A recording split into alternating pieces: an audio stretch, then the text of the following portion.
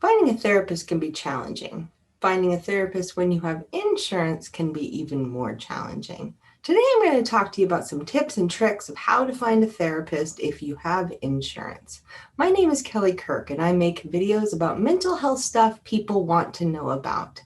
So let's dive into insurance and trying to find a therapist. And this is particularly about insurances that are like an HMO, where you get some choice around your providers. Some of the insurance companies like Kaiser, which I'm super familiar with, they have their own in-house providers. So this would be different than Kaiser, unless of course you have an outside network referral. So if you have insurance, you are going to want to contact your insurance or look over your policy or check out your policy online to kind of find out what your insurance coverage is in regards to mental health. It might be a set number of sessions, it might be a set amount of time, but usually these insurance companies do require some type of diagnosis or medical necessity, they might call it. So something like treating anxiety or depression. Those are typical things that insurance companies will treat. But just kind of bear in mind that therapy for therapy's sake or personal growth are generally things that people do need to cover on their own outside of their healthcare coverage. But healthcare can be helpful for supporting any of those mental health conditions, mild, moderate, or severe. So once you kind of have an idea of what your insurance company provides, they are likely to give you a list of providers or send you to a list of providers online where you might be able to get a sense of who are the folks in your area that you have to choose from within your network. And you're going to want to search those people online and start checking out their websites or often their profiles. So oftentimes providers will post their profiles on different marketing websites like Psychology Today or Therapy Den. Psychology Today still is the most popular or most commonly used website for folks in private practice to market themselves. So for today's video, I will go ahead and just use Psychology Today. Oftentimes when you do search for a therapist in Google or whatever your search engine is, their profiles within Psychology Today do kind of rise to the top. So here we are at Psychology Today. This is their main page when you just kind of type in psychologytoday.com. And here on this site, on this page, you do have this white strip here where you can type in your zip code. So I'm going to go ahead and type in mine. And that should bring me to a whole list of providers in my area. This little plus sign, if you can see where my cursor is, you are able to expand your search radius. And because everyone's doing telehealth these days, you can go ahead and make it as big as you'd like. One thing to bear in mind is that if you would like to be seeing your therapist in person at some point in the future, just making sure that they are close to where you either live or work, and also that they are going to be providing in-person services at some point. So you're going to start going through these profiles, and the first thing that you want to do once you're here is search through your insurance. So in this case, let's pick, I'm going to say that I'm with Anthem. And now that just auto-populates for all the therapists in my area that are part of Anthem. And then from there, let's say that I particularly want EMDR. Okay, so now I've just been brought to all the folks in my area that provide EMDR.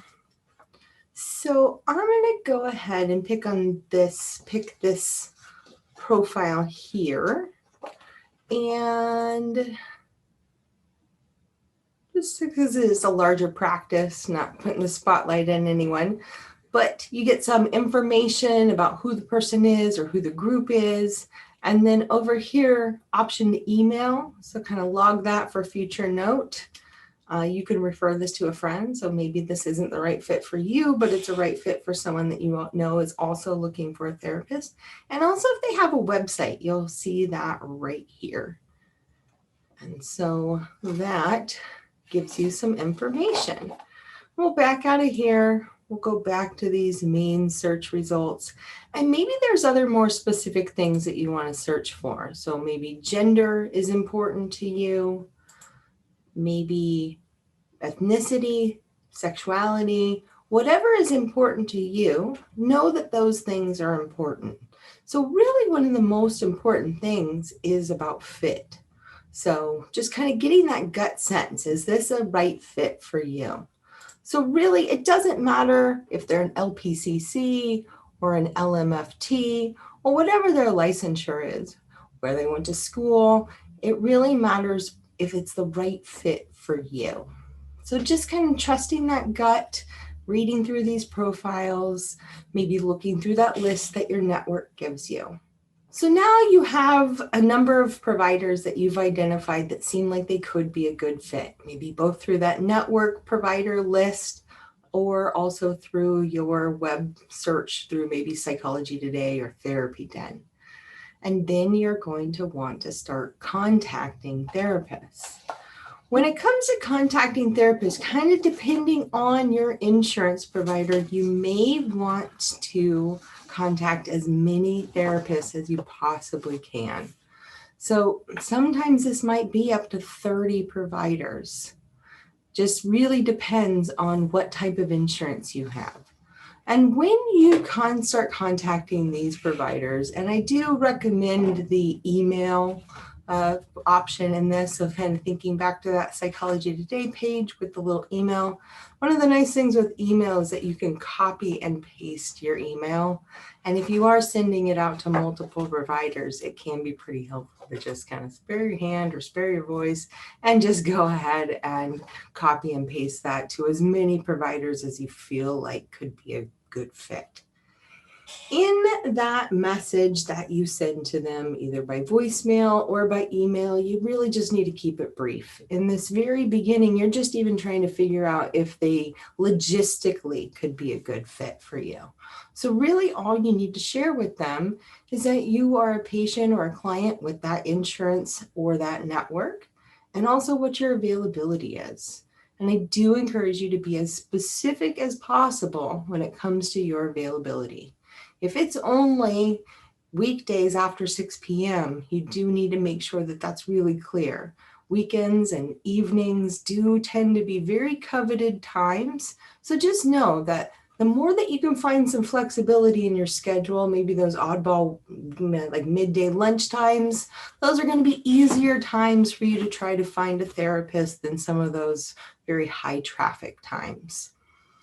And then also with the insurance companies, many private practice therapists will accept insurance, but maybe they only accept a few patients with that insurance or network. And so while they may work with that network, they might not be accepting new patients at that time. So that kind of goes back to messaging as many therapists as you think that you could be a fit with. This really comes down to trying to cast your net as wide as possible with the hopes of catching a therapist. So thinking about being creative with geography as well as flexibility around schedule, and then kind of not being so picky that you're narrowing down to just a few folks. You do want to have some options. So now you've got to that point where maybe you've found the provider, you've kind of gone back and forth, maybe you've set up a few consultations or discovery calls with folks, and you found the person. You go ahead and schedule that first appointment with that therapist.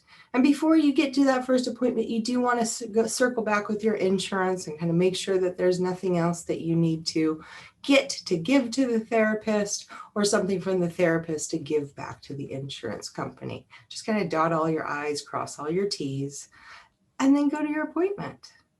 And super normal to feel anxious and nervous and just really vulnerable and uncomfortable. One of the benefits is now we are doing virtual, so that can be a little bit of a easier sort of go-to than going into a room with a stranger, but it is normal to just feel anxious at this time. So I do invite people to kind of just understand that that beginning part of meeting someone can just feel strange and uncomfortable. I do also encourage folks to really give a therapist at least 3 sessions before you've decided that it's not a good fit. So definitely don't want any harm caused or anything that feels really, really outlandish, but also just, there might be some discomfort and, not to kind of pull away from that too quickly and interpret that as fit. So once you get your therapist going and it's great, make sure you're following along with the kind of confines or rules of your insurance company. If your therapist is not a good fit, with most insurance companies, you can go ahead and just let that therapist know, hey, it's not a good fit. And then you can just go ahead and start your search from the beginning. I do hope that this has been helpful for you to get some information about how to find a therapist with insurance. It can be a process, but you get out of it what you put into it. So definitely thinking about this being an investment and finding the right fit versus the first fit. If you have any questions or comments for me, please drop them in the comment section, as well as let me know about any other ideas of videos that you would like to see about mental health things that people want to know about. Thanks so much. We'll see you soon.